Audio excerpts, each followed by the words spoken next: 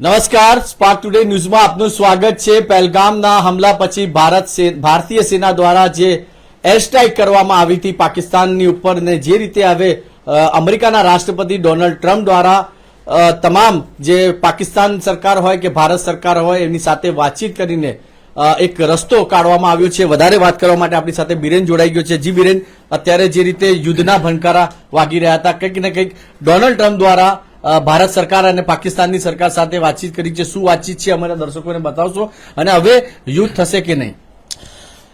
American રાષ્ટ્રપ્રમુખ Donald Trump અને ઉપરાષ્ટ્રપ્રમુખની જે પ્રમાણે બંને દેશોના વડાઓ સાથેની વાતચીત ચાલી અને વાતચીત દરમિયાન છેલ્લા 48 કલાક માર્કો રૂબિયોએ 48 કલાકથી બંને દેશોના વડાની સાથે વાતચીત કરી રહ્યા છે। ન કેવળ વડાપ્રધાન નરેન્દ્રભાઈ મોદી કે પાકિસ્તાનના વડા, તમામ રક્ષામંત્રી, સંરક્ષણ મંત્રી સાથે સલાહકાર અજીત ડોભાલ સાથે પણ વાતચીત કરી છે। 48 કલાકથી આ લાંબી વાતચીત ચાલ્યા બાદ અમેરિકન સરકાર એટલે કે ડોનાલ્ડ ટ્રમ્પની મધ્યસ્થે આ એક નિર્ણય, મોટો નિર્ણય સામે આવ્યો છે અને એ નિર્ણય યુદ્ધ વિરામનો છે।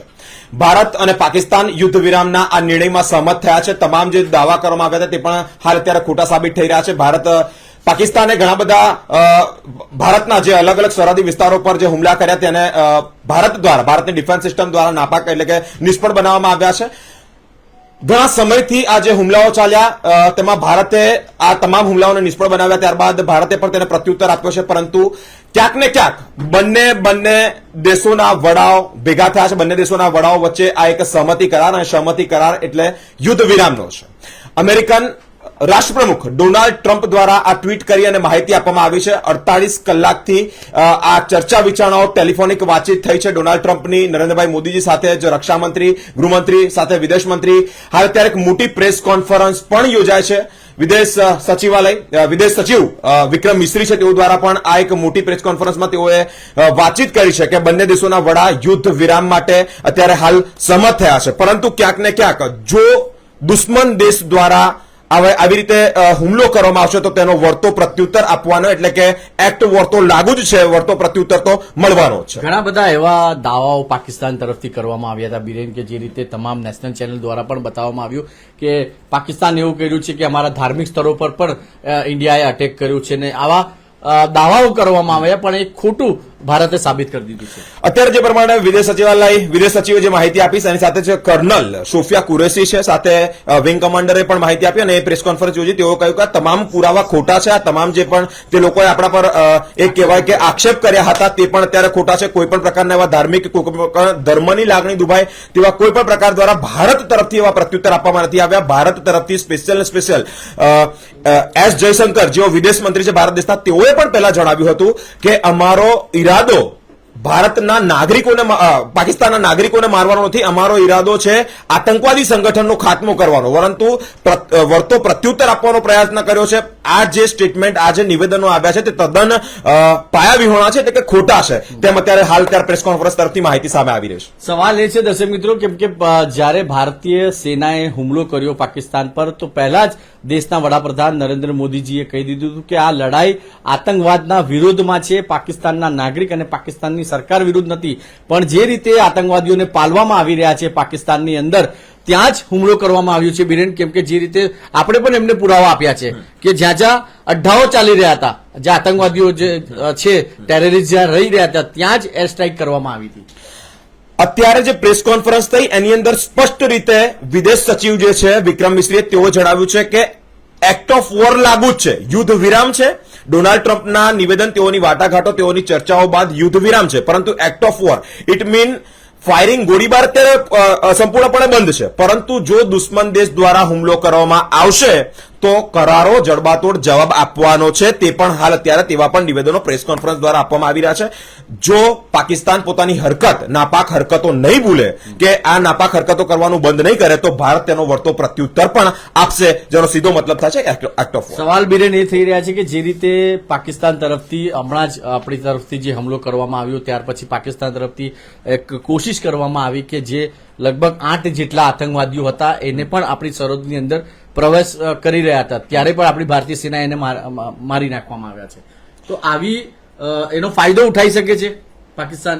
સર, જે તે ટાઈમે એ લોકોએ જ્યારે હુમલો કરવાનો પ્રયત્ન કર્યો હતો એમને ડ્રોન હુમલામાં, ત્યારે એ લોકોએ એરસ્પેસ બંધ નતું કર્યું, ત્યાં વિમાન ચાલુ હતા, જેને લઈને એવું કહી શકાય કે નાગરિકોની આડે, એટલે કે નાગરિકોનો એક કંદો બનાવી, નાગરિકોને એક બખ્તર બનાવી અને એ લોકોએ આવી રીતે છૂપો હુમલો કર્યો છે કે ભારત દેશના સૈન્યને, ભારતના સૈન્યોને એવું લાગે કે હાલ અત્યારે એરસ્પેસ બંધ છે તો કોઈક નોર્મલ વિમાનો ઉડી રહ્યા છે, અને તે પ્રમાણે ડ્રોન હુમલો કર્યો છે. તે લોકો સ્પષ્ટ રીતે આપણી સાદી ભાષામાં કહેવાય કે સામી છાતીએ લડવાનો કોઈ પણ પ્રકારનો અત્યારે તેઓનો હુમલો નથી.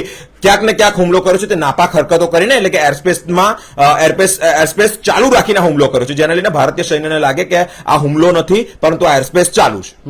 સવાલ એ છે દર્શક મિત્રો, કેમ કે જે રીતે અમેરિકાના રાષ્ટ્રપતિ ડોનાલ્ડ ટ્રમ્પ દ્વારા ભારત સરકારના વડાપ્રધાન અને પાકિસ્તાન સરકારના વડાપ્રધાન સાથે વાતચીત કરી છે, આખી રાત વાતચીત કર્યા પછી આ એક નિર્ણય લેવામાં આવ્યો છે. પણ જે રીતે બિડેને કીધું કે અત્યારે જો કદાચ પાકિસ્તાન ફરીથી એના નાપાક ઇરાદા કરે છે તો પણ ભારતીય સેના એનો જવાબ આપી શકે છે. બિડેન, જે રીતે અત્યારે ખબર એવી મળી કે ડોનાલ્ડ ટ્રમ્પ પહેલા પણ યુક્રેનનું જે યુદ્ધ ચાલી રહ્યું છે એમાં પણ ડોનાલ્ડ ટ્રમ્પ ખૂબ મોટી ભૂમિકા નોંધાવી હતી, પણ હવે ભારત અને પાકિસ્તાન વચ્ચે, તો હવે લોકોને કંઈક ડરવાની જરૂર નથી.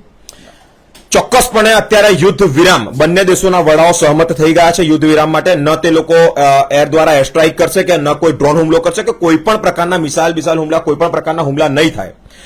આ બંને દેશોના વડાપ્રધાન, બંને દેશોના ગૃહ મંત્રાલય તરફથી મોટા સચિવો, તેઓની સાથે વાતચીત કરી અને ત્યારબાદ આ નિર્ણય લેવામાં આવ્યો છે. પરંતુ act of war, it mean જે ફાયરિંગ છે તે બંધ કરવામાં આવ્યું છે. જો પાકિસ્તાન નાપાક હરકત કરશે, ડ્રોન હુમલો કરશે, મિસાઇલ હુમલો કરશે કે કોઈ પણ વડે એર સ્ટ્રાઇક કરશે તો તે લોકોને સણસડાટો જવાબ આપવામાં, જડબાતોડ જવાબ આપવાનો છે. એટલે ડરવાની જરૂર નથી. હાલ ડરવાની જરૂર નથી દર્શક મિત્રો, કેમ કે જે રીતે આપણે લાંબી લાઈનો લગાવી દેવામાં આવી હતી, મોલોમાં જઈને તમામ સામાન આપણે ખરીદી રહ્યા હતા, પણ આવી કોઈ વસ્તુ હજુ થઈ નથી. અને જે રીતે એક રસ્તો નીકળીને બહાર આવ્યો છે. સવાલ એ છે દર્શક મિત્રો કે ભારતે જે લડાઈ લડી એ આતંકવાદના વિરુદ્ધમાં લડી છે. હું ફરીથી કહી દઉં, જે અત્યારે દર્શકો જોડાયા છે, આ લડાઈ પાકિસ્તાનના વિરુદ્ધમાં નથી. પાકિસ્તાનમાં બેઠેલા જે આતંકી આકાઓ છે, જે પોતાનો અડ્ડો બનાવીને બેઠા છે પાકિસ્તાનની અંદર, એ અડ્ડાઓ પર ભારતીય સેનાએ હુમલો કર્યો છે. ભારતીય સેનાએ તમામ જેટલા આતંકવાદીઓ હતા એને મારી નાખ્યા છે. આ લડાઈ આતંકવાદની વિરુદ્ધમાં છે, આ લડાઈ પાકિસ્તાનના વિરુદ્ધમાં નથી, પાકિસ્તાનના નાગરિકના વિરુદ્ધમાં નથી.